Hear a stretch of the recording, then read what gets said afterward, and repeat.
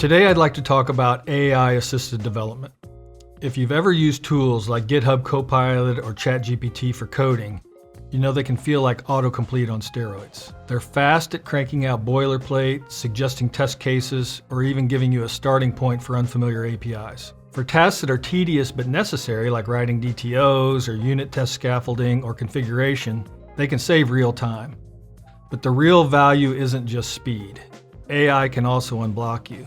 Stuck on a regex, or you need to translate some legacy Java into modern syntax, AI can give you working examples without burning a bunch of time Googling. It's like pair programming with someone who never gets tired of your questions and whom you can simply ignore at times without worrying about hurting their feelings. But let's address the elephant in the room, the pitfalls. First, hallucinations.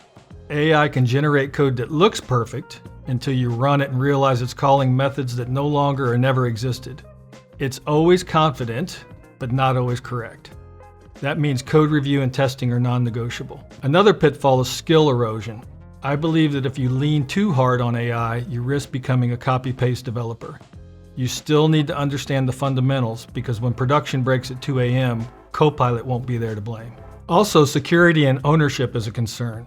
AI doesn't really know the difference between a secure practice and an insecure one, so it might just suggest something that introduces a vulnerability. And because it's trained on lots of public code, sometimes its output may resemble existing code that you didn't write. So treat AI suggestions the way you'd treat code you find on Stack Overflow.